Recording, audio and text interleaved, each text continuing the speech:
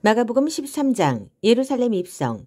일행이 예루살렘 가까이 와서 올리브산 벳바게와 베다니에 이르렀을 때 예수께서 두 제자를 보내시며 지시하셨다. 맞은편 마을로 가거라. 들어가서 보면 아직도 아무도 타보지 않은 나귀 새끼가 줄에 매어 있을 것이다. 줄을 풀어서 끌고 오너라. 왜 그러시오 하고 누가 묻거든 주님께서 필요로 하십니다. 곧 돌려보내겠습니다. 하고 말하여라. 그들은 가서 길모퉁이 문간에 매어 있는 나귀를 보고는 묶어 놓은 줄을 풀었다.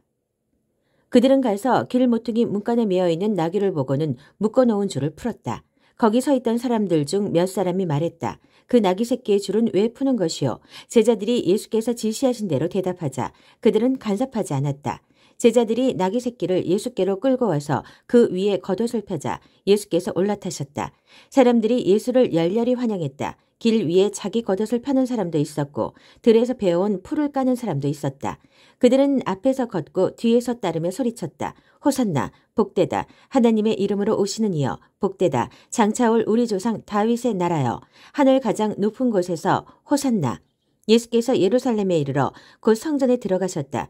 예수께서는 성전을 둘러보시며 모든 것을 마음에 드셨다. 그러나 이미 시간이 늦어 12 제자와 함께 베다니로 돌아가셨다. 저주받은 무화과 나무.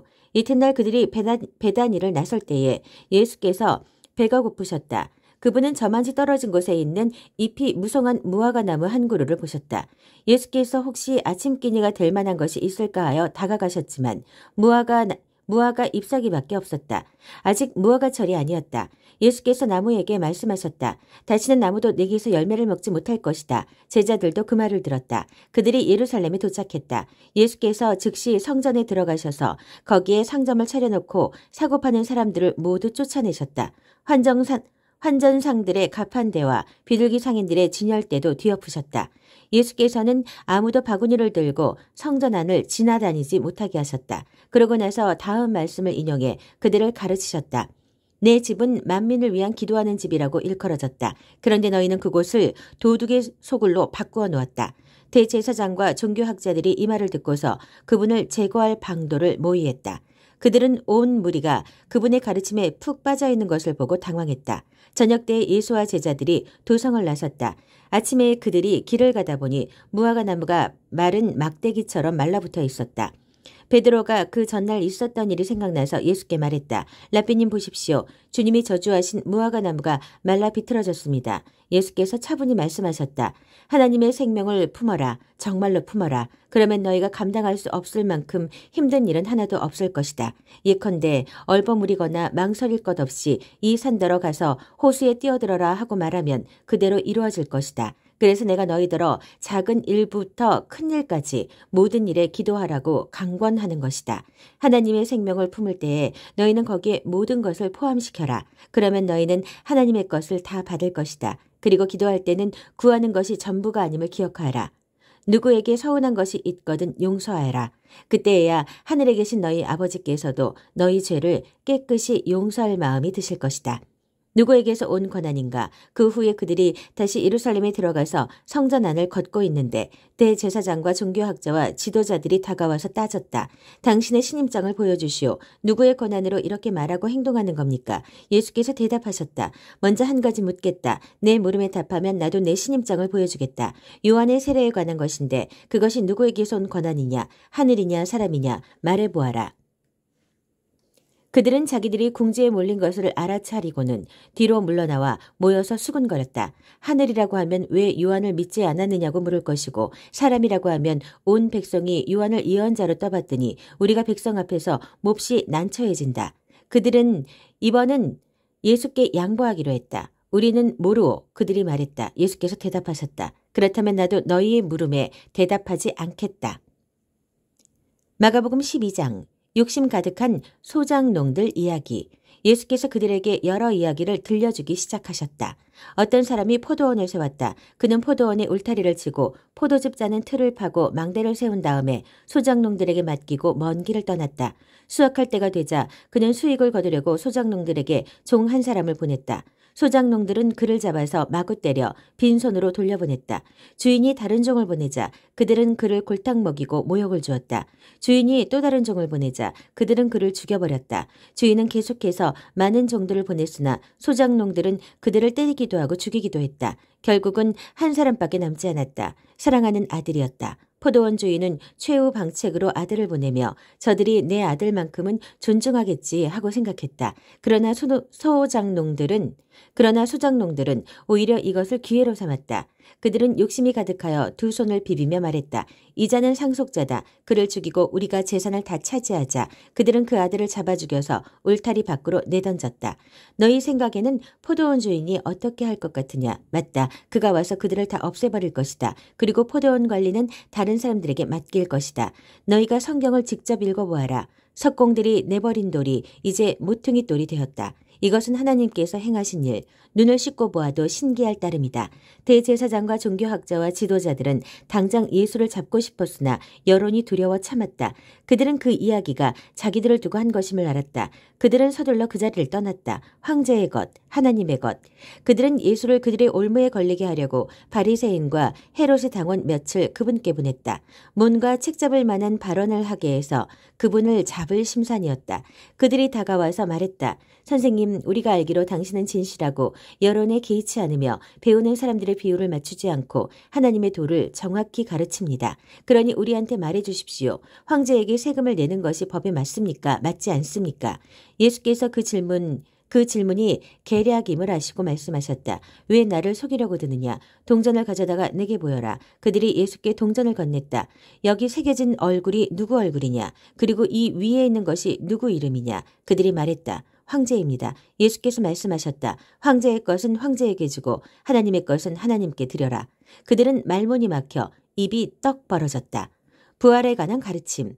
부활의 가능성을 일절 부인하는 사두개파 사람 몇이 예수께 다가와서 물었다. 선생님, 모세는 기록하기를 남자가 자식 없이 아내를 두고 죽으면 그 동생이 형수와 결혼해서 자식을 낳아줄 의무가 있다고 했습니다. 한 번은 7 형제가 있습니다. 마디가 결혼을 했는데 자식 없이 죽었습니다. 둘째가 형수와 결혼했으나 역시 자식 없이 죽었습니다. 셋째도 그러했습니다. 7 형제가 다 차례대로 그렇게 했으나 자식이 없었습니다. 마지막에는 여자도 죽었습니다. 7 형제가 모두 그 여자의 남편이었습니다. 그들이 부활 때에 다시 살아나면 그 여자는 누구의 아내가 됩니까? 예수께서 말씀하셨다. 너희는 크게 잘못 생각하고 있다. 첫째로, 너희는 성경을 모른다. 둘째로, 너희는 하나님께서 일하시는 방식을 모른다. 죽은 사람이 살아난 뒤에는 결혼할 일이 없다.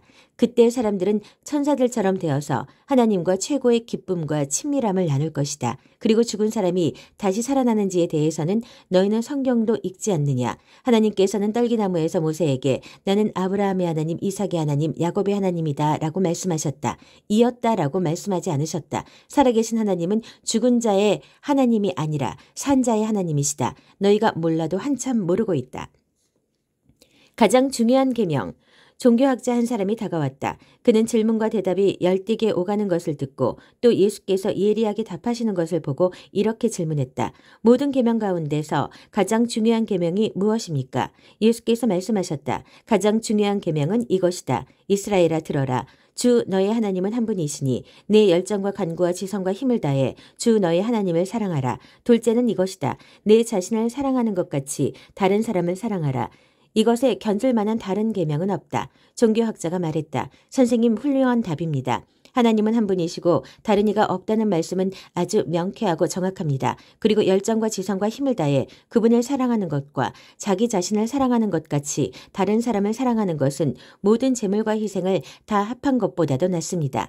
예수께서 그의 남다른 통찰력을 보고 말씀하셨다. 내가 하나님 나라 문턱에까지 와 있다. 그 후로는 아무도 그분께 묻는 사람이 없었다. 예수께서 성전에서 가르치시던 중에 물으셨다.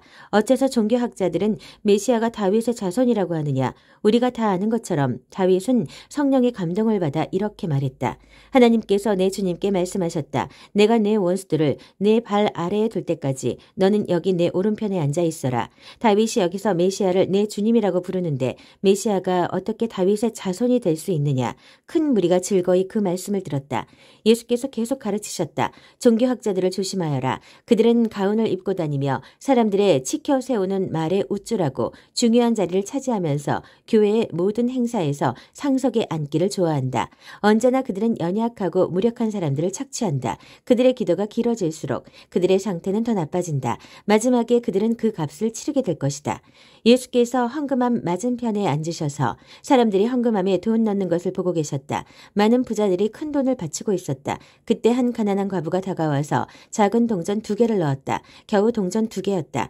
예수께서 제자들을 불러놓고 말씀하셨다. 과연 이 가난한 과부가 헌금함에 넣은 것이 다른 사람들이 넣은 것을 다 합한 것보다 크다. 다른 사람들은 아깝지 않을 만큼 헌금했지만 이 여자는 자기 형편보다 넘치도록 드렸다. 자기의 전부를 드린 것이다. 마가복음 13장 사이비 종말론자들. 예수께서 성전을 떠나시는데 제자 가운데 한 사람이 말했다. 선생님, 저 석조물과 건물들을 보십시오. 예수께서 말씀하셨다.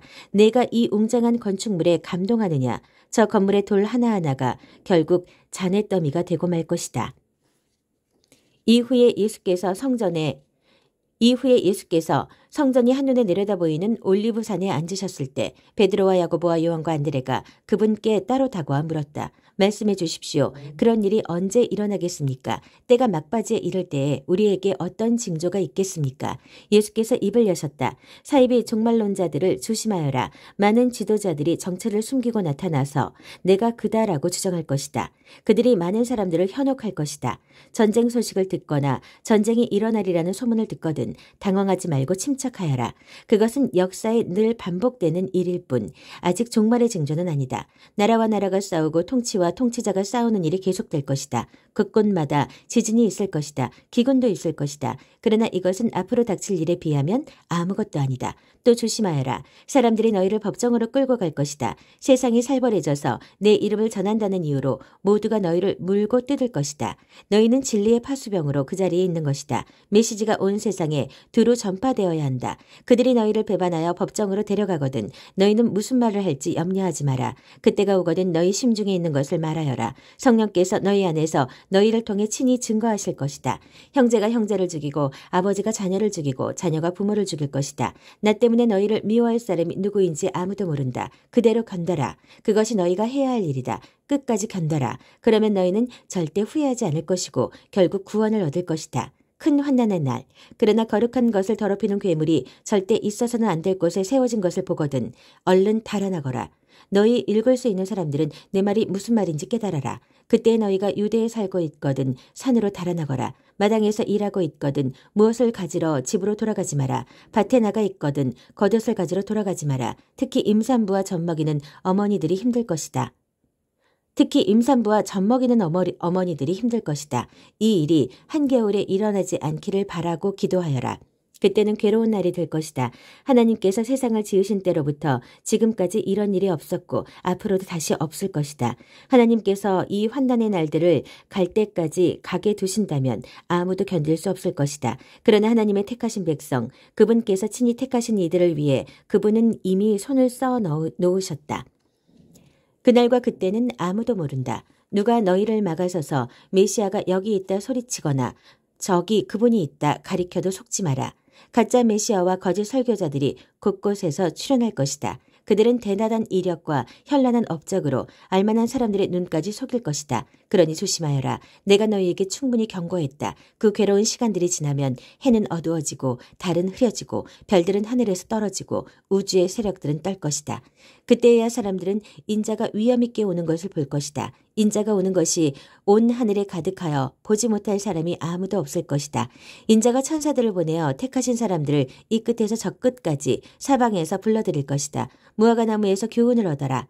싹이 나서 초록빛이 살짝만 내비쳐도 너희는 여름이 가까이 다가온 줄 안다. 너희도 마찬가지다. 이 모든 일을 보거든 인자가 문 앞에 온 줄 알아라. 이것은 가볍게 여길 일이 아니다. 내가 지금 하는 말은 이 어느 훗날의 세대에게만 주는 말이 아니라 이 세대에게도 주는 말이다. 이 일들은 반드시 이루어진다. 하늘과 땅은 닳아 없어져도 내 말은 닳아 없어지지 않을 것이다. 그렇다면 정확한 날짜와 시간은 언제인가? 그것은 아무도 모른다. 하늘의 천사들도 모르고 아들인 나도 모른다. 오직 아버지만 아신다. 너희는 시간표를 모르니 각별히 조심하여라. 이것은 마치 어떤 사람이 집을 떠나 다른 지방으로 가면서 종들에게 권한을 주어 각각 임무를 맡기고 문지기에게 보초를 서라고 명하는 것과 같다. 그러니 깨어서 너희 자리를 지켜라. 집주인이 언제 돌아올지 저녁일지 한밤중일지 새벽일지 아침일지 너희는 모른다. 그가 예고 없이 나타날 때에 너희가 근무 중에 잠자는 일이 없게 하여라. 내가 너희에게 말하고 또 모든 사람에게 말한다. 너희 자리를 지켜라. 깨어 있어라.